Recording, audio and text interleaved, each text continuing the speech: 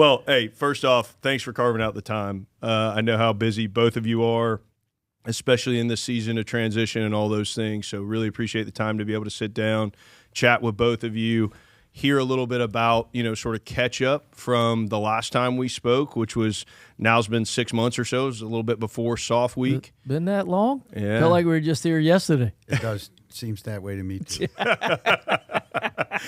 But also get into some of the things over the course of the last 3 years from both of your time here at SOCOM and throughout your career, right? Yeah. And so I want to start with, as I said, we spoke a little bit before Soft Week.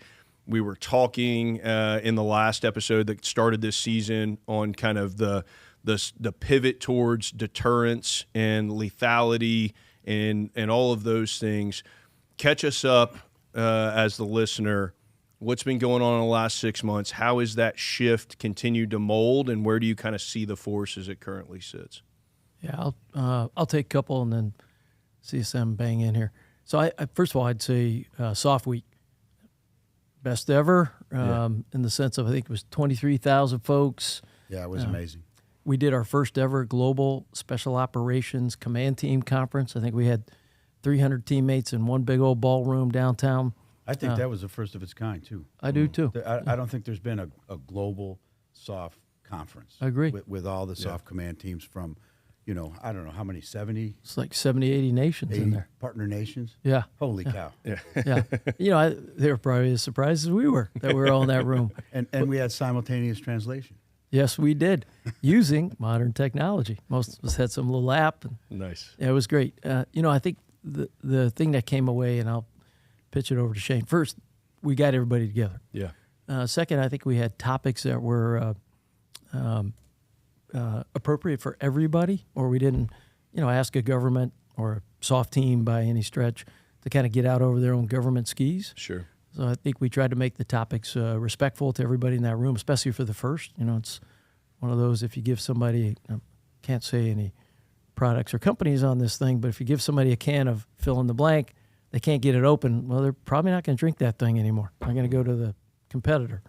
And we wanted this to be one where they're going to want to keep coming back, and we absolutely got those echoes. I think it was get everybody together in one room, very powerful, you think, a gathering of soft nations through the lenses of their command teams to talk about a couple of issues. And we did that, and I think it is going to be asked for every single time, provided folks want to do it in the future. I think the second thing was these weren't softball issues. I mean, these were issues about health of the force, thoughts on technology and how that's going to enable a special operator, not take the place of, because as we've all talked, most powerful really piece of technology is between our ears, especially in soft. When we think about, we really choose folks for all kind of reasons, but there's a core reason of we need you to have that soft brain to solve really challenging, wicked, hard problems. And then the one I'll just pitch to Shane, it was dominated. I say this in a highly respectful and a really good way by soft non-commissioned officers. You want to hit that one? The team we have and the standing across the globe is just amazing, right? Mm-hmm. So that's the first thing, I think, the power to convene and all of our like-minded nations that want the same things that we want. They're all there. So that was the first thing.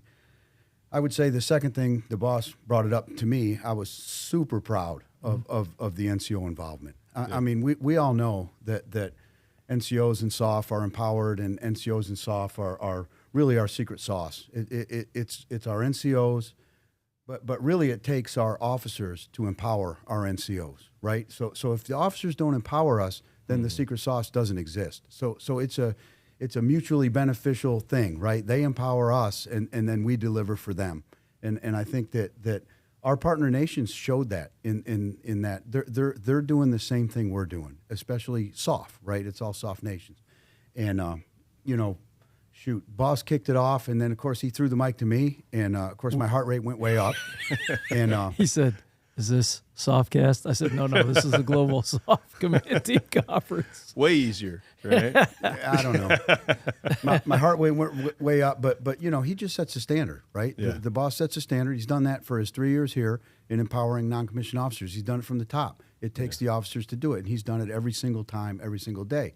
And then I make some comments, and then we start the program, and it was a moderated program, and we had a lot of these questions that the boss talked about that were good, tough questions. And man, I was so surprised. It's like U.S. NCO started banging in, and then partner nation NCO started banging in. Yep. And I got to say, it was at least 50-50 NCOs versus general officers speaking or flag officers. It was amazing to me. So that was a true highlight for me as a lifelong SOF Green Beret that loves partner nations and grew up training with partner nations, to see not only where our NCO Corps has come in my 37 years of service, it's to see where our partner nation non-commissioned officer corps have developed, over the years, just by the constant engagement that we have and they have with each other. So it's not just us, right? It is the U.S. out there setting the example, but they do a lot of bilats and multilats together without the U.S. And it's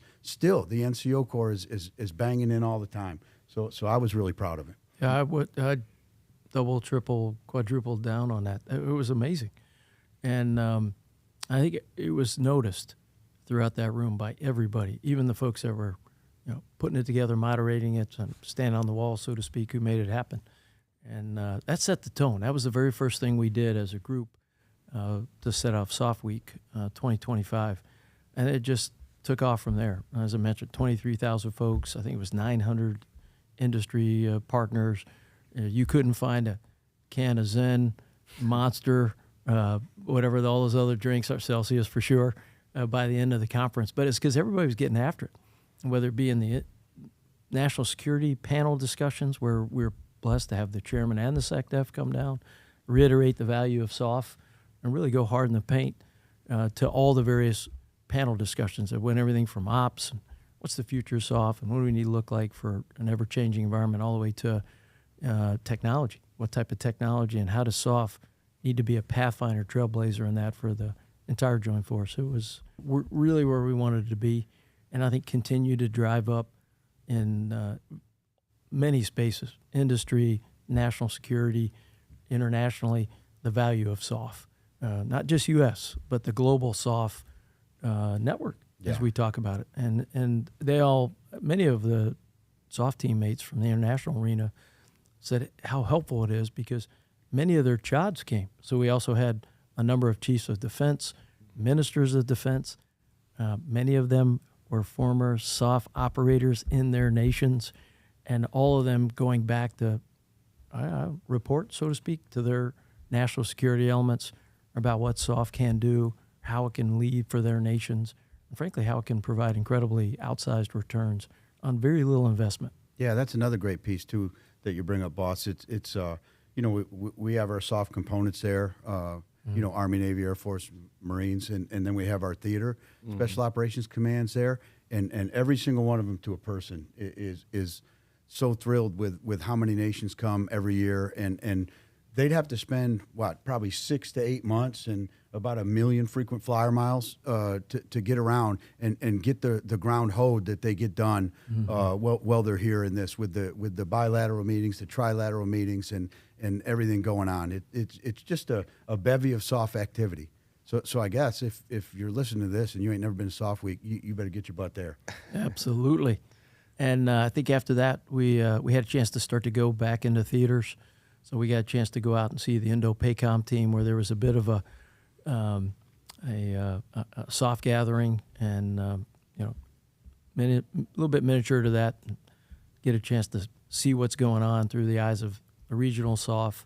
And then, of course, we continue to have engagements with our Congress to remind them what we'd said in posture. As you heard Shane and I talk about before, the value of the SOF proposition, what we bring across, as you mentioned, not only counterterrorism and crisis response, but in deterrence, or anything left of conflict. It's in our DNA.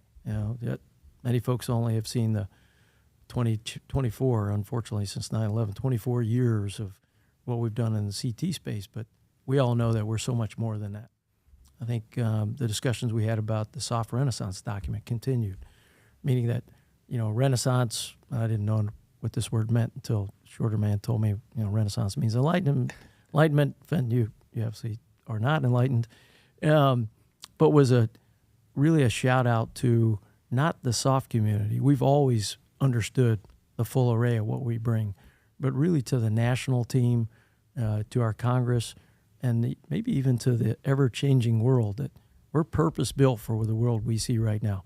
And it's everybody else who's getting enlightened to that in a good way. We're grateful, but we've known it all along. It's just now we're able to really get it understood much more widely and much more deeply, and be called on that much more.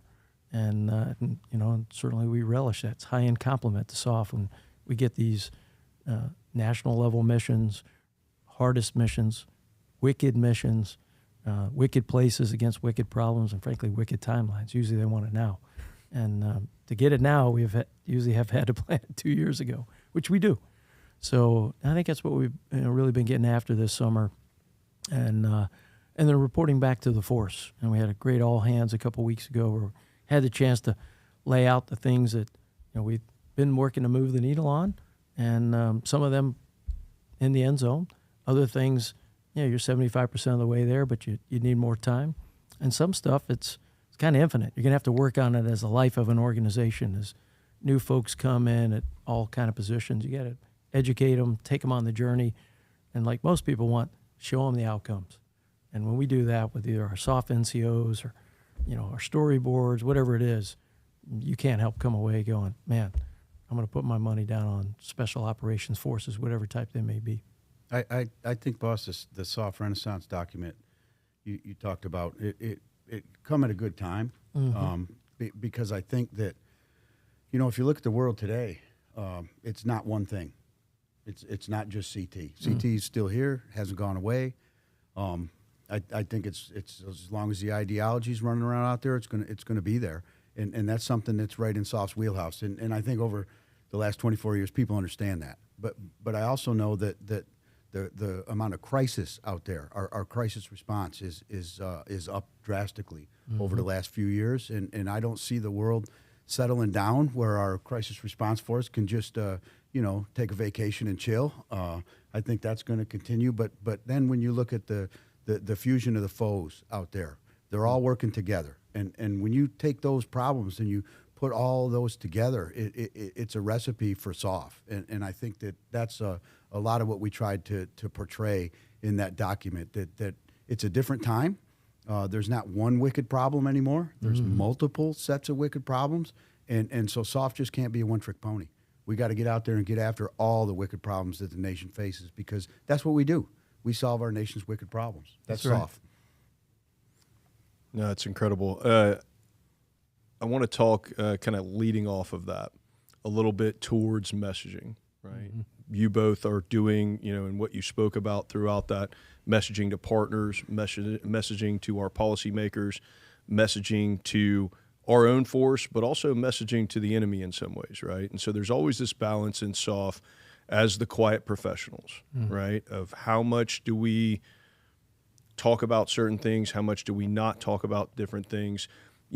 We've seen a shift in some of the conversation and sort of talking points from now the Department of War versus the Department of Defense. It's all the kind of the same stuff to us because we've been doing all of those same things. How have you seen kind of messaging and your thoughts about messaging evolve really over the last 3 years, but even throughout your career, from sort of your times on a team where you're like, hey, I don't want to talk to anybody about anything at all the way to now where you're talking out in the open about certain things because the messages are important to get to those key stakeholders? What's been your lens on sort of that quiet professional versus silent professional? Yeah, you hit what that last one I think is, really where we trended toward. A majority of what we do, and I would say the tactile operational things that would give away a TTP, sure, or how we utilize peace technology. That's never going to be. We want that to be quiet and silent, right? 100%. Yet I think there's a point, maybe I don't know really where the right break point is, that at certain levels with the command teams, we empowered them and actually encouraged them. Hey, you got to go tell the story, not with all the tactile details, not with all the anything that's got a security piece against it, because at some point if we're silent, then folks can think, hey, we're really not engaged in all the things that the NDS and the national security and the policymakers will want us to be doing, which we are.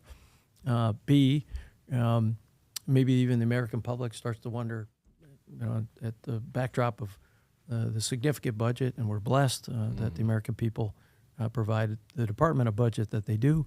Frankly, we have a nation that has, trillions of dollars capital market and an economic engine that we can do this. But like anybody, there's a bit of, hey, what's the return on investment? So I think at some point we decided, hey, we want to make sure that we do it just right. Not too hot, not too cold, not too much. Growing a third arm, patting ourselves on the back, and Sure. laying out details that otherwise I think most Americans would actually want to stay in the confines of professionals like us. Yet here's what you're getting with one, the incredible advocacy we already have from the American people, and can't take it for granted. We're blessed, and we got to earn it and keep their trust every day. And our policymakers, here are the things we are doing that we could talk about to take a narrative that had primarily, as we chatted very early on, maybe in our 5th episode with you, if we can pull that across, that we weren't just counterterrorism command. And that was a narrative that I thought at our level and our TSOCs and components, as Shane mentioned earlier, we all needed to take on and say, while we do that incredibly well, and to Shane's point, terror is not gone, we also know that the crisis response in many ways, the failure of which we didn't do it right vis-a-vis Tehran is a soft mission. And decades later, one of the most incredible ones we've ever done, maybe 2.5 short years ago, was the most complex, complicated event we've ever done, and we did it successfully. Brought everybody home, needed to be home. All the force came home. No piece of equipment was lost. It was, dare I say, it was pretty close to flawless. And I think folks like Congress and others, they need to know that, because in many ways they took a leap of faith when they stood up the SOCOM headquarters in '87 and said, let's get all the soft elements under one nest, give them a budget, give them an acquisition team, expect them to do really hard things, and know that the environment's going to shift. And every once in a while, there's a good check back in with the tower saying, hey, we did it. Here's what we've done, and here's what we can say in classified spaces in Congress and those who have those certifications. But here's what the American people should know. So probably others to judge whether we hit the right balance or did too much, too little. But my sense is that journey of making sure we were seen as Special Operations Command, from bringing the past into full view from the OSS and Vietnam and beyond to what we're doing now and what, frankly, we're going to have to do in the future, was really important to us. And I think we were backed up by the force, which always, you've got to look to the culture movers, the team sergeants, the platoon sergeants, if you're talking about our Ranger teammates, our force master chiefs and our chief master sergeants and petty officers, to make sure they're okay with it, and then bring it forward so that at the end, the resources they need to keep doing that and the modernization they need to keep doing it with resources keep coming. Because I think we've said it over and over. We need to win tomorrow just like we win right now and like we won yesteryear. Well, that doesn't come without some level of resources and some level of advocacy. And I think when you wrap all that up, we stand pretty confident that we know the force is going to deliver every day. I mean, that's probably the greatest capital, in a sense, if I could, figuratively, that we have as a base. We know the incredible formation, everybody in it, the leaders we have, the chains of command, and frankly, they deliver outcomes every single day. So I think it was important to have that narrative out there. And that's some of its messaging, its engagements big and small, Congress, the national security team, policymakers, industry, who need to understand our requirements, what we're getting after, and the American population. And, I think it's you're never where you want to be, but we felt pretty committed to moving that needle so folks knew what their Special Operations Command was doing in an ever-changing, and as Shane mentioned, ever-volatile world. Yeah, I think, boss, you hit it great. I think the too little, not enough to too much. You know, like you said, growing a third arm, patting ourselves on the back. I think most soft folks are like me, or I'm like most of them. You know, I'd rather be the silent professional and just get stuff done and let the actions speak for themselves. But when you get to a certain level, you know, I realize that we can't just do that. There's got to be somebody out there because it's not cheap to produce a soft force today that's the best soft force in the world. It's definitely not cheap. So we have to get out there and we have to inform you know, the decision makers, our hires, that hey, you know, SOF is of value. And I think for me, it's not what I love to do, but it's something that's my job and I need to do it, and I'm going to do my damn job to the best I can until it's time to go. But you know, it's not just that. It's the fact that I actually believe in it, right? Because there's you know, I want the U.S. to win. I want us to dominate, and I think my 100% thought is that if SOF isn't in all of the mission buckets that we're in, and with the authorities we need, the personnel we need, and obviously the equipment and resources that we need, that the nation is not as good as it could be. It's not as strong as it should be. So for me, it was a point of, hey, I just believe in this. So I got to get out there and make sure that we have what we need in this enterprise to create the most lethal soft force on the damn planet. And the boss said it, and win in the future, right? Because the future is changing so fast and so rapidly that we need to stay on top of that. And you can't do that without dollars, and you can't do that without trust of our leaders. So in order to get those dollars and to get that trust, we have to be out there on point with the right level of messaging for them to understand the value prop that SOF actually brings to the nation. And then our actions in all those ops, the outcomes, that sends a message to adversaries. And we don't have to do a whole bunch of messaging that's just focused for an adversary. Because of those command teams, because of that great SOF enterprise that we're a part of, when they do those outcomes, those send some really powerful messages. And others pick those up. And then what I call, they bounce them. And over time, somebody, pick an adversary, that's already, you know, it's the old phrase, I got in their head. Like now there's a cognitive piece of that. There's certainly an overt, they're actually seeing something happen, whether it be about deterrence, a counterterrorism mission, a crisis response mission that very, very few nations in the world could do, and probably even fewer have as many reps and sets at doing it as we do. So as folks chat, I always talk about, hey, we've played a lot of varsity games. We're not just practice players. And so when you see a varsity team or at some point an NFL team that's just dominating, and we're not complacent. We know that the game will change, as Shane said, and we got to keep calling audibles and having a new playbook, using different equipment, and, you know, all based on the same SOF teammate that we know how to build and bring in the formation. That sends a different message to a brand new varsity team, whoever they may be, or one that's never been on the real field of play. They've scrimmaged against themselves, or maybe against a middle school team, but they haven't played in the big show. And I think that sends messages that they're unmistakable, if I might add. Yeah, I think it's a great point of the push and pull of not too much, not too little. I think even going back to the first kind of discussion that we had about SOF Week, things like the empowerment of the NCO come from both top and bottom through messaging, right? And we see, you know, the impact that you guys were talking about at SOF Week with the entire international force there and having a 50-50 split of NCOs speaking.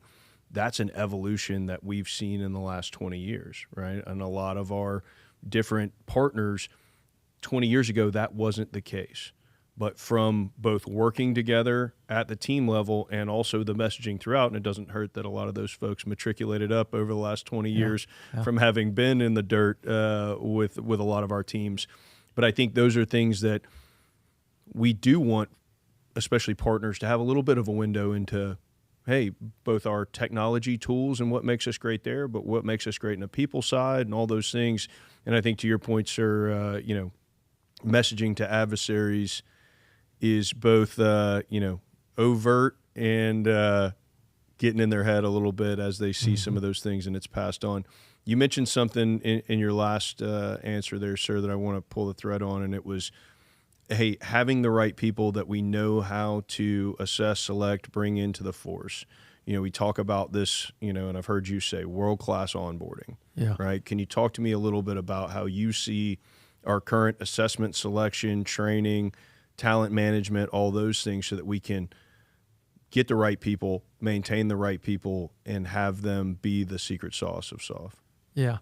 And it probably comes in a number of layers. If you think about teammates that may be going through the NSW piece, so if you talk about, whether it be the SWIC side or the SEAL side, same thing in RSOF. If you're going through SFAS or you're doing the psychological operations, assessment selection, or CA, 160th, Rangers, MARSOC, AFSOC, same thing. I think the first thing is we know what the standards are, right? Majority of them, and I would say, all of them have a science-based underpinning, and then at times there's a bit of art, right, that goes into all that, and I leave that to all the great assessment selection components to pull it better than I do. But I think what I'm confident in is that standard is there, right? And you don't have to go far to validate it. Just go talk to any of the great NCOs that are running those courses. I challenge anybody. Go talk to the sergeant major that's running SFAS, one of the best we got. Let him talk to you about the arduous, rigorous process we take people through just to get to a point where a board still has to select them. Let's say the same thing in NSW, same thing in MARSOC, certainly the same thing in the rest of RSOC, and even in the AFSOC community. So it starts with a trusted confidence in our NCO Corps, the master trainers. Frankly, those who've done reps and sets and have competencies just aplenty in their cargo pocket, so to speak, who are, first, passionate about that program, and second, maybe the overwatchers of those programs. We've had the chance to go visit every single one. And I think we come away, number one, and we're exactly where we need to be, right? Now, the qualification courses, I think behind every one of those, they are exactly where we need to be, and yet they keep their eye on the future. They know that things, just use myself as an example. When I went through the qualification course, I didn't do any cyber training. It was 1992. We didn't know anything about cyber. Space, it was up there somewhere, right? But it wasn't a component of the type of operations we're doing today, especially when we talk about soft space cyber convergence that gives the nation, as Shane said, advantages that if we don't do it, we're not serving the nation well, right? In the qual courses, I like what I see. The things they're doing in terms of uncrewed systems, from FPVs to Group 1s, to beyond even just taking a PowerPoint class. You go out there, they're on a bench. They're soldering things. They're putting stuff together. They're making their own. They're learning how to adapt them to put dropper arms or whatever they need, if they're kinetics or doing ISR. I think that's right, because, while we're looking for a core product, and you know it better than anybody from your time in different places, that is trainable in our qualification courses, there's a standard. And it's physicality, it's cognitive, it's grit, it's native guile, it's whatever the characteristics or traits each of our components are looking for. I feel really good about that. I also feel good that teams have come and checked it out that aren't us. They're unbiased third-party teams who've come and reported back. Hey, it's exactly as you said. You didn't drop the standard's not been dropped, and gold seal of approval, so to speak. Yeah. Not from us, because we looked at as conflict of interest. I got it. And I think it's really important that people above us know the product they're getting, from the very beginning of an assessment course through a qualification course and to a point where they join the operational force, and then more is added in their rucksack. I think where we'll always have great discussions with command teams of what do you need in the qualification course and what's right for the operational force to take on. And we've all been there over my 38 years. It's gone back and forth. Hey, I want somebody who's, at the qualification course, fast as you can get them, I need them in the operational force. Then you give them the operational force, they're like, hey, He doesn't have any of the quals I need. His cat hadn't been in the oven long enough, not fully baked. I think that'll always go on, and that's right, because Sure. there's always you need to check the rheostat, make sure it's about right. I feel good on that. I think I feel good as well in terms of how we bring folks in our formation that come in a direct assignment or in terms of having expertise that we wouldn't otherwise have. And there's always processes. We've visited a lot of the units where if you're coming in on a direct assignment, your first month is, hey, here's who we are as an organization, wherever that may be. Here's our history. Here's our lineage. Oh, now here's a combat skills course, because we all have to have a level of bonding that brings, no matter how we came into the organization. And the good ones we've had the chance to visit, and they're all good, but some are doing a little better than others. They got a really tight grip on that, so that the understanding is we're all one team, no matter our skill rate, MOS, specialty, you name it. We all have jobs we have to do.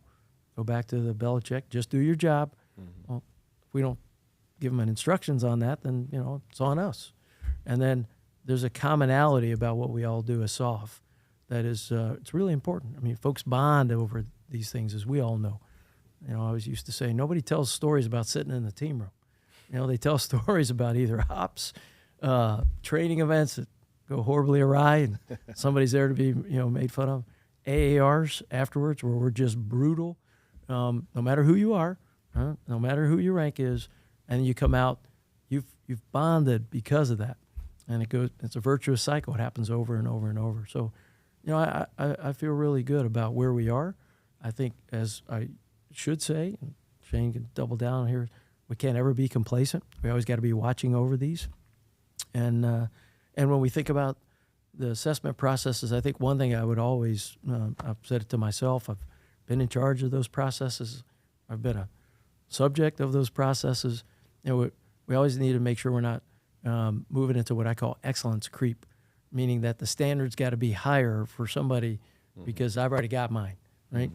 Those standards have been looked at for a long time. As I said, they have underpinnings. Sometimes they're in secret little sheets sitting in somebody's safe. Usually the assessment senior and non-commissioned officers aren't allowed to see it. And they've got to be pulled out before anybody's going to make changes to make sure, hey, there are not tongue-in-groove pieces of that all have to fit together, and you pull out one, now it's the Jenga puzzle block. The whole thing comes tumbling down. But I'm not seeing that yet. I always thought about it myself when I was somewhere. Hey, I'm running this assessment process. I'm cadre now. I'm not the same person running this as I was when I came through it, nor could I expect that person to be. And thankfully, nobody expected that of me, but way back when. Just meet the standard. Are you trainable after that? Do we fill you up in our qualification course and then get you to the ops force? But I'll turn it over to the master trainer of all master trainers here. Yeah, boss, thanks. Matt, I feel good about the selections. The boss and I have personally went out and checked them out, and I think it's solid. We've been doing this right for a good many years. And the boss also mentioned we've had a third party look at it, an outside look that I trust, that was definitely kicking over some rocks and looking, and kicking the tires for sure, and came back very positive across the board. So I feel good about the selection courses, the qualification courses. I think it's kind of like we talked about with the messaging, right? There's a sliding scale there. And I think that to find that sweet spot is tough because we can't, jam all this new tech into the qualification course, because there's some things that a base Navy SEAL or Green Beret or Raider, has to be able to do, right? And I think that some of those things that we ingrain and inculcate in those qualification courses, this is just me talking here. I should throw that disclaimer. This does not reflect the thoughts of the commander of SOCOM or something. But my take on it is that, there's a chance if things start to go really bad that we're going to have to revert back to some of the things that we knew how to do for years and years and years that are maybe a little more analog in nature, but actually will come through when the chips are down. So you still have to include those things, to me, into those qualification courses, right? That's a base. And then, yes, we have to feather in some of the newer technology, or we're just sending like the boss said, someone that's half-baked, and we're counting on the operational force to take this person that's, went through the same course that I went through, if they didn't change it at all, and now, boom, you jam that person into, 2026 graduation, and the world has changed so much. Sure. So we have to jam that into, feather that in, and find that happy medium in the qualification courses. Where I've seen a lot of change is in the operational force. The operation, especially at the 06 level, those 06 level commands out there are actually, when I was in 06 level, and that wasn't, I guess it was a long time ago, but it wasn't that long ago. and when I was at the 06 level, I think of our advanced skills that we taught in the group, and they've almost completely changed. They're still doing some of what we did, but they're the ones that are actually, they're in that theater or they're in that force, and they know those missions, and they know what the theater SOCs and the geographic combatant commands, which are the customer, are asking that force to do. They have firsthand knowledge of that. So I think that they've created new courses, and we've talked to multiple 06 level commands lately, and some of the new courses that they're developing to get their folks up to speed. And you can imagine what it is, a lot of uncrewed and all kind of different, even leadership in a battlefield that looks completely different. How do you command and control? How are you a ground force commander today compared to a ground force commander when me and you and the boss graduated? It's a wholly different look. So I think that's the force that's actually out there on the cutting edge. But they're taking that, base person that we select, and then that feathered in some tech in the course, but someone who knows exactly whatever tribe they're in is known for and has to do well at a base level, and then they're feathering in the new tech that's actually needed by the customer, which is the GCCs and the TSOCs. And you see it in the, I'm shaking my head because I can't tell you how many engagements we've had, and in this case with NCOs, let's say a staff sergeant, and just take it across, whether they be a Raider, a Ranger, a Green Beret, a SEAL, SWIC, and they start off, they got the base. They could shoot, move, communicate, do combatives, medicate. jump, all that, Yep. as well as we ever could. Probably, way better than I can ever imagine. I wouldn't want to compete with them. And then they go to the next level. By the time they get done talking that next level, I look at them like, you sure you're an 11 Bravo? You sound like you work at Google and you're a software engineer, because they've got the technology as an enabler. To Shane's point, they got the base, and they're still able to, they're whatever combatives you call it, they'd still dominate. Even if they had a pair of Chuck Taylors, a light coat of oil, and nothing but a butter knife, they'd still win, right? But the way they got extra gears. They get up to this next level, and we look at each other and we're like, my gosh, number one, I wouldn't want to compete with that guy or gal. Number two, I know why we're going to win, because it's that constant striving to take it to the next level, while knowing that you got to have a solid base. So, I've got a lot of confidence in where they are now, the whole team, and where everybody will keep driving. As Shane mentioned many times, we all see it. The environment will not stay the same. Harder, more wicked, more fusion, more challenges. And that's not just terrestrial. It's also cyber. It's going to be space. Think about artificial intelligence. Think about uncrewed systems. And if I were to put money down right now to invest in the future of this place, I'd be a very rich man, because I know the force is going to meet it unequivocally. Yeah, I think it's a great point, CSM. There's a push and pull, as you mentioned, sir, between how much do we shove into the Q course or the whatever different version of the qualification course versus how much is, hey, we just got to get someone who's trainable, and a lot of the analog skills and some of the technical skills, they're also a mechanism for us to assess, right? Like, do you have the capability and capacity? It's not even necessarily that day 1 or day 2,000 on a team, you're going to use that exact same thing. I just need to know if I introduce, that's why we always go back to old land nav and things like that. If I introduce something, can you learn it and can you execute it in a short period of time at a high level? Let's talk a little bit to education, and then we'll get into some of the other people stuff. But we talked about assessment selection, we talked about qualification, we talked about a little bit of sort of the tactical skill education and continued learning. How about into some of our professional military education as we're sitting here in JSOW? And I know that's one of the things that you guys have been tuned into and continue to work through over your last 3 years, but throughout all of your time. What's your lens now, and how is it sort of matriculated over the last 3 years to JSOW and sort of professional military education across the force? I think, if you start with, we train for certainty. So if you think about, we have mock-ups of targets, got a lot of good intel. It's not totally certain, but you got an idea of dimensions and wall, or how many windows, or get it on your GRG where you're going to be. There's a level of certainty, and I'm not making light the uncertainty that's out there. And what we've really started to think about, especially with JSOW, is, hey, the great equalizer for uncertainty is education. The more you can open somebody's aperture, like all of us have, from whatever level, initial entry, mid, you name it, at some point, all of our stuff's gotten open. It's the old skydive analogy. You first get thrown out of the aircraft in MFF training, and you're looking at your altimeter, and you're just like, 5 seconds skydive. That's it. After X number, for some it comes faster, for others it takes a little longer. Now you're seeing the whole place, right? You know where all your buddies are, you know where to get away from, slide, get over somebody's back.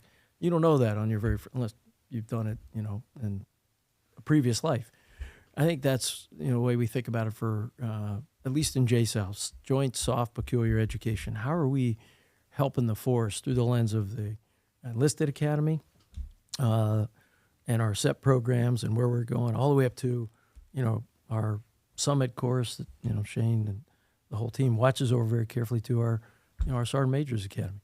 And the same thing on the other track, pre-command courses, 05, 06, TSOC command team course. We started a component command team course because there'd been a bit of time where maybe we looked at the operational side of the SOCOM remit, maybe a little less than we should have at the service-like side. But having command teams that go in and take, whether it be USSOC or MARSOC or NSW or AFSOC, in this case, we all came out of the operational force. None of us went to very many classes at the 03, 04, or 05 level on the POM or the budget, right? But when you get to that level, that's how you move the needle for your force. What do you know about 3 years of a cycle where you're going to put your money down against whatever resources you may need? Right at need, maybe a little early to need, maybe a program is underperforming at need, and that thing needs to go a different direction. And so we ran our first one last year, long overdue.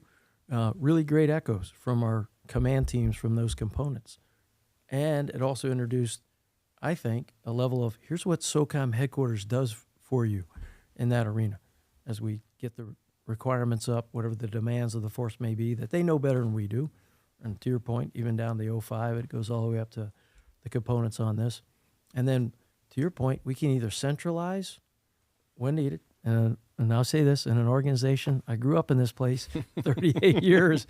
That is not a good word. I got it to the listening audience out there, because we are a grassroots organization. If an 06 command is pulling the team or the company or the battalion, we got it backwards, right? Mm-hmm. And so we still prize that. We want all the way, deck plate, all the way up to us, and Shane often talks about, hey, we turn the organization diagram upside down. All 70,000 are at the top. We're at the bottom, right on.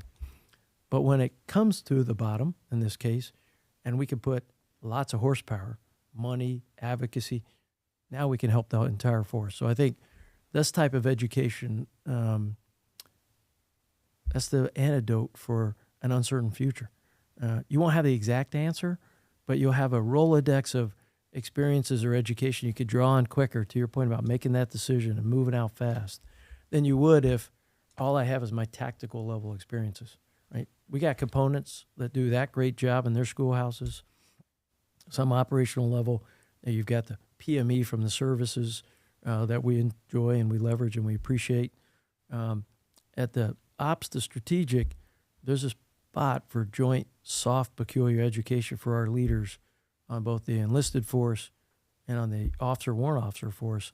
It really helps kind of level this out and be ready for something. And we've never guessed right, probably in the history of our nation, on some horrific event. But you can get it less wrong and you get up on your feet faster if you've got some ideas about what the future is looking like and you've had some experience, you had some education, put all that together. That's a recipe for getting back on your foot a lot faster. Yeah, I think first off, we are absolutely blessed as a combatant command to have our own corporate university. I mean, to me, you know, I sat as a geographic combatant command CSOC. We didn't have our own corporate university. It would have been a boon if we did, but we didn't have one. So I think we're blessed to actually have it. And the boss talked about it: joint, soft, peculiar. Right? We don't want to be duplicative. Every single person out there, you know, we do a lot of PME through the services, and we don't need to duplicate it or re-hit it or rehash it, right? Because, you know, we need our folks out there in the operational force, educated, yes, but out there doing the damn business they need to do. So we need to look hard at what these courses are and how much time they take, and then what they're providing to the force. And I think if you just peel back the joint, soft, peculiar, you'll get it. You'll get the answer, right? I can tell you, you know, a story from my life, right, in my career. So I felt pretty good going from a team sergeant to a company sergeant major, because I was still in Army SOF and I still was in the same company. And now instead of being on one ODA, I had 6 of them, right? And then you jump up the battalion and you got 18 ODAs and you got 3 companies. Well, I just came from a company. Then you jump up to the group. Well, when I stepped in, when this guy over here hired me at SOCPAC, and I stepped into that joint role, and I didn't have the joint education back then, and we were very stovepiped by tribe back then, and when I got to that command, you know, I felt useless to the boss for months and months, because I had to learn it all on the job. Right, so I didn't get the J part of that joint, soft, peculiar at all, and I think that you know, if you look at joint, just in how we fight and how we're gonna fight in the future, it's not going to be joint just at the geographic combatant command level or the task force or the SOJITF level. It's going to be joint at the 06 level. It's probably going to be joint at the 05 level, and it may be joint lower than that. So I think pushing that and inculcating that down into our force, that is soft peculiar, because we are the ones we present as a joint force. We present to the joint force as a joint force. So I think that's absolutely critical here in this university. Agree. Yeah, absolutely. Well, for the record, he knew what he was doing the day he walked in that door. That's my story. I'm sticking to it. No way. Just like you did here. I had good officers that drug me along, for sure. Well, I want to get to people. You know, we've talked about people throughout all of this, right? But I want to talk specifically about preservation of the force and family, about POTF. Obviously, having, you know, that's one of my passions, has been and continues to be, both from my time in uniform and now from the outside, sort of from an industry side of trying to figure out how can we help from the outside. Every commander comes in, every senior enlisted leader comes in, caring about people, because it's part of that river of our culture of SOF, right? Like, you don't get to that position without understanding the importance of people really being what drives our force. But I also can tell from both of you all, from all the interactions that we've had and all the time that we work together, your personal, you know, it's not a bumper sticker. It's not, hey, I'm going to throw people on my thing because that's what I got to do as the SOCOM commander, because I got all these people and I need them to follow me and do the right thing. I know both of your personal passions for taking care of our force? Where do you see POTIF and the Warrior Care Program and our people, our people enterprises, the programs that we specifically set aside to take care of our people? Where do you see them? Where do you see them going? What have you seen over the last 6 months and 3 years? I guess I'll start to your very good point. They always got to be number one. And when we talk about that, I think Shane and I have mentioned it on maybe the first or second SOFcast. As we came in, what's your priorities? And one of the things we sat down and kind of scoped out was, well, I don't know what 2 and 3 are yet, but we know what number 1 is, and it was going to be people, right? Yeah. And to your point, not just a bumper sticker, but this underpinnings of all that we've all held dear for years, ever since you've come to SOF. Humans more important than hardware, and all that we'd seen in terms of the elements and the icons and the things around us was a person. And we don't have pictures of platforms per se in anywhere in our headquarters, wherever we go. If you went and did a survey, 80% would be of a human somewhere in the struggle, in the saving, in the rescuing and mission completion, obstacle course going. It's people, right? And so how you get under that, what does it mean to buttress that human that's in our organization? And I think POTIF is a part, but we hit one, education's a huge part. We had a commitment to folks that as you stay in SOF, we're going to develop you to some level, as Shane just mentioned. It's a tactical level, as you're moving your way up through the tactical formation. And we have both component level courses, military courses, greater level interagency courses folks can go to. And then as you get even beyond that, what are we doing to make sure that, as I mentioned, it's the great equalizer for the uncertain environment? I think the other thing we thought about in this headquarters in particular, this wasn't really meant necessarily for a composer of TSOCs. Do folks understand what they're getting into when they come in the SOCOM headquarters? It can be daunting, right? If you've never been joint, you're coming to a joint headquarters. If you've never been SOF, you're coming to a SOF headquarters. What does that mean? If you've never been joint or SOF, well, both of those have to be addressed, and I think we took a pretty big swing, and I'm sure there's more for the future command team to fall in on how you bring folks in and inculcate to them, wherever they may be in this enterprise here, what we do, the privilege of the pressure we have to never let those who came before down. That's a very odd statement to most folks. Pressure is a privilege? Yeah, it is here, right? You have to look at it that way because there's a lot of folks who put tons of skin in the game for, or if you go back to the OSS, 8 decades of SOF, but the modern day SOCOM with all the elements underneath it, 38 years of doing this. There's planks that have been laid that we've got to be very respectful to and make sure we don't screw it up. We'll lay our own planks, so to speak, on the road to wherever the vision goes. So really important to bring folks in here and know what they're getting into even before they parachute into their section, MOS, rate, skill, or specialty. We hired them for that, but we're bringing them in to be SOF.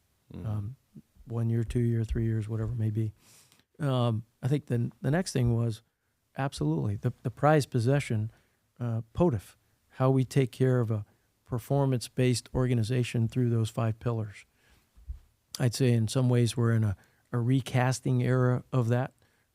We want that to grow faster, stronger, harder, better in an age of both the human and now the technology and all the things that can address everything from challenges folks have personally, professionally, if we're talking about behavioral health or even mind health, the science-based approach to working out and nutrition and sleep and things we didn't know 3 decades ago, at least when I came in. If we ever talked about sleep, it was how little can you get? When we talked about nutrition, it was, again, I can't properly, hey, have you had your bag of potato chips today? Because you got to keep moving.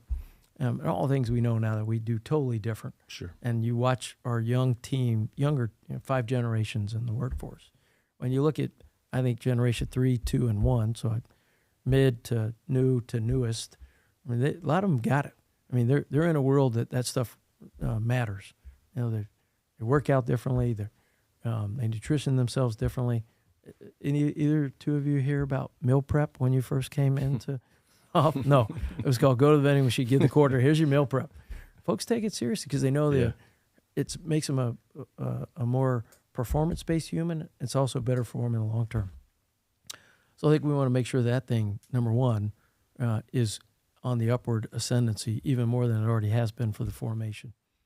And then I would offer that it's also been about us taking on really hard issues through the first Soft Truth series that and we started not too long after we got here. Once a quarter, now 05 command teams and above from across the entire Soft enterprise, running right at those things that really get to the heart of who we are as humans: behavioral health, suicide prevention, cancer studies, transition. I had somebody come up to me after the transition event and say, it's scarier hitting a target in Afghanistan in the middle of the night than it is to figure out, what am I going to do as a civilian? How do I get there when it's time for me to leave? And I couldn't disagree with them. Right? Yeah. So I think a lot of those, in terms of the number one priority of people, they became passion projects. And while there's always going to be more work to do, our job was to put our shoulders in the scrum and push, get an inch, get a foot, get a yard. And some of those we moved the needle, maybe not as far as we'd wanted. Some maybe we did. And some of those would be needles for folks to continue to move.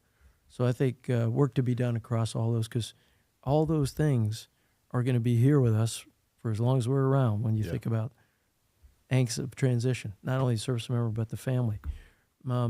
People having personal and professional challenges that cause the ups and downs of life. And then the requirement to have a performance-based organization that can, in a moment's notice, go from cold start into Wolverine. And how you do that, there's science, efficacy, all along the physical, cognitive, behavioral, all those domains. So, I think there's, if we were staying another 10 years, we'd have 10 years worth of work to do on that. Yeah, well, back to your first point when we started, there's some things that, hey, they're at a certain point. There's some things that need to go further, and there's some things that are always going to be a push, right? And that's going to be one that's always going to be a push. It's always going to be evolving. It's always going to need the shoulder and the scrum, but that's the right way to look at it. That's the way it has to be looked at. I think also, though, to me, the people are always going to take us to the victory in SOF. Right, we're not platform centric, we're people centric. So our people are always going to have to be a top priority. That's just in my mind. And the boss talked a lot about POTFF, and you talked about a lot of great things. But that focus on the first Soft Truth. When I think of that thing, we didn't know exactly how it was going to go when we created it. Sure. And it really, I think what it's turned into is it's tools in the tool bag for the leader at the 06 and the 05 level. Mm-hmm. Because when I think back when I was an 05 leader or an 06 leader and a soldier came to me and hey, they've got this problem, right? What is that? That's people. Mm-hmm. That's taking care of people. That's what we do. That's one of our humans that their mom and pop have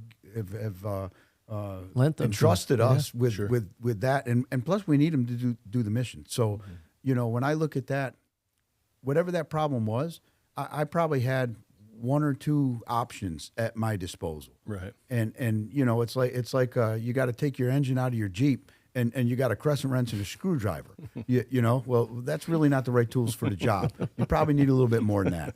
So the way I look at that thing is just tools in the tool bag. So we're trying to cross-level across all the 06 and all the 05 commands, all the damn good ideas. Yeah, and you already talked about it. Some 05 level commander over here has got that figured out.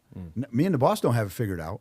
POTFF probably doesn't have it figured out, but they got it figured out. But if we don't bring them together and talk about this stuff, then all the other 05 commands out there won't know what they're doing, and they got the answer. So I think it's a cross-level, and it's providing resources and tools and great ideas to help leadership, which helps take care of service members, which puts people first. And Shane, Shane used to remind, as those would turn on, he'd remind everybody, hey, this is kind of a two-part equation. You know your people better than we ever will. from 05 and below, I mean, that's the green notebook. Mm-hmm. You know, 05 might be the last time you felt like you really knew everybody. You could figure out the whole battalion. You get up a little more in group, you get up higher. You don't get to see everybody eye to eye all the time. We at SOCOM, we have some resources. Mm-hmm. If we can marry those two things up, we give you a level of insight into what we have, we push them down, and somebody's got great ideas out there that even we and everybody else should take notice of. We do those things in this first soft truth, whatever the subject may be about. We met the object, 10 ring shot, right? And just keep it going. Because new people come into the formation all the time. And as Shane mentioned, back in the day, you knew what you knew inside your own little ecosystem. If you didn't have another tool, whatever, left-handed monkey wrench, you didn't get it. Or maybe somebody else had it. Or we didn't really have a way to communicate that across. And it was also at times probably, unfortunately, a competition. And so folks didn't share. And they had best business practice, and it just stayed. Well, in a world where we can just get this information out, within the day of a first soft truth, a couple hours, you almost transmogrify that stuff across 24 time zones, or however many time zones are out there. I think so, something like that. We'll do math in public. X number of continents, and how many outstations we have that are 05 level, because they're all in. Yeah. And the more we've done them, the more folks start really chattering from all parts of the enterprise. Whether it be somebody sitting at SWCC who says something about breaching, when we talked about our repeat exposure to blast, what should be done, what they're doing, or whether it be suicide prevention and somebody out, one of the outstations deployed in the Middle East, hey, here's what we're doing. Yeah. We thought, man, first of all, humans take us to victory. When we talk about ops, humans also take us to the answer when we're talking about these kind of subjects, at least the rough edges of it in a way we wouldn't get it individually. Shameless plug for the show. Our last episode was born out of one of those first, focus on the first soft truth days with the cars. Phenomenal episode. If you haven't had a chance to listen to it yet and you're listening to this, go check it out, because that story is really inspiring and really focuses on all the things that we've been talking about here. I want you to think back, everybody steps into the position that you're in, both fully capable and qualified, but also like, oh man, what am I getting into? Because it is a different evolution of leadership. It is a different level, right? I'm curious for both of you, what was the best piece of advice you received from a predecessor from one of your positions? Because I know everyone stays involved, and the previous SOCOM commanders are always, kind of welcoming the next one in, and same with the C-cells. Was there a piece of advice that you really, whether you realized it at that moment or later kind of realized, that kind of helped shape you? And then follow on from that will be the question of, what do you plan on trying to pass over as the new command team comes in? Yeah. When you come into a position that's this broad, right? It's all USSOF. It's 70,000 folks. It's the whole globe. It's a global command. You need to come in and with your eyes wide open and your mouth shut initially. So basically you need 2 ears, 1 mouth, or really 2 ears, no mouth. And you need to take a look with your ears, your eyes, and look at what's going on out there, and really take the input from those that came before us, and then seek input from outside of this organization. So that was one piece of advice, and I think we did that. It started with Silent Horizons at the beginning of our term, and a lot of people have talked about it, but it was a time where we pulled in all kind of people from within and from without, that taught us so much of how to see SOCOM from a different pair of glasses than our own. So we did that, and I would think the second thing coming into a position like this is, you can't do everything. And if you don't set a dive plan up where you have 3-4 things that you really want to get after in your 3 years, then you're going to spend 99.9% of your time shooting alligators that are trying to get right in your boat. And you're not going to really get any big things done, because big things take time. They take the 3 years and then probably the next 3 years of the next command team before they actually get done. And I think that was a piece of advice that we also heeded, and we tried to lay out, hey, these are our top 3 or 4 things that we're going to try to get done throughout our 3 years here, and we're going to keep driving on those things over and over. Sure, you do a million other things in the day, but you always have those things that's out there. That's your, we called them the big 5, and really it was 4. It was the big 4. So I think for us, I think those 2 bits of advice, really helped us get clarity on the organization, and then move the organization to a certain end state. Hey, this is beyond all the leadership, this is a relationship business, in the business of people. Make relationships. Don't just go somewhere when you want something. Don't just go see somebody when you're in trouble. Don't go up just when your time is called. That could be in the Pentagon, it could be at Congress, you could be seeing folks on the industry side or academia side. You got to work at it, and you got to spend a lot of time on relationships. One, to foster trust, and when that trust barrier is down, then you can actually make real progress. The second one was after you did that strategic appreciation, as Shane mentioned, because this is a big tiger to get around the tail. I mean, we've all grown up in the soft enterprise, and at every level, I got this, and you think you know what they're doing above you until you get there. And you're like, what? I thought they were just chilling. Yeah. I literally thought they had their feet on their desk and they were drinking scotch and smoking cigars. And absolutely not. We used to look really young, and now we don't. But after 3 years. But the idea was, once you got it, strike, go fast, because 3 years goes in a blink of an eye.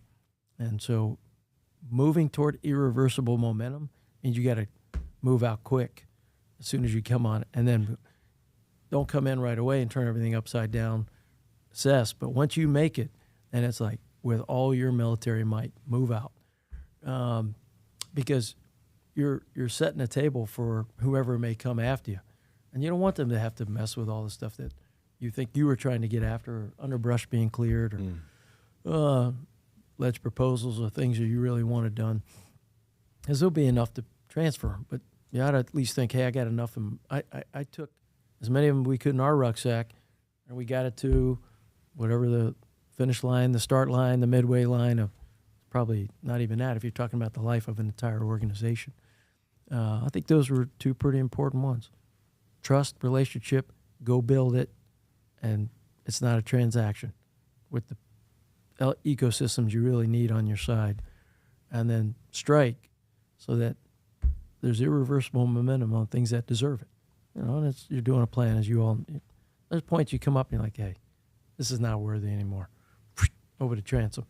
Some of it's like, man, I wish we would have started that when we were team leader, team sergeants, because there's no way. But you gotta start making the motion, and I think that those would be the 2. And you look at corporate world, there aren't many elements at maybe I'll think about a COO, CEO level that make real change that aren't there beyond 5 years and beyond. They say if you're really going to do transformation in the private sector, you got to have somebody or some teammates at the very top that are there for 5 years, 6 years, 7, because you're really talking about pushing stuff through all layers of an organization and communicating to all layers, and seeing things take shape. And as Shane always mentioned, it's not micromanaging, but it is macro-managing. IPRs, tweaks, because once you get the thing out into the wild, whatever the great idea is on the PowerPoint slide, now you're getting the real density of action. You're getting your real inputs. Looks good on Flat Stanley, big swoopies, we're going to do all this. You unleash that thing, you're like, whoa. You hope you thought through all the things that can happen, but it's impossible. Now you're adjusting it, and you're moving it towards what the North Star was. It just may be going in a different azimuth, maybe going on a different route. So, no, those would be the 2 I think I'd take away. Yeah, well, gentlemen, thank you both for your time. It's been an honor for me to be able to sit with both of you, now on 3rd time for both of you, but each time's been an honor, but this one especially. I know neither of you would categorize yourself as this, but I'm the host, so I get to say this. 2 soft legends, right? Your time and commitment in this force, both of you, has push this force in a better direction. And I know that hasn't been single-handedly, and I know you're going to qualify that and shift around, but both of you have made an impact, and a genuine impact. And I really appreciate your leadership for both of you, but your time, being willing to come and sit and be able to share this, some of that wisdom to not put the tomato in the fruit salad and some of those other things. So, hey, on behalf of all the SOFcast listeners, thank you guys for taking the time. Thank you for everything you've done, but thank you for sharing it with us on this show.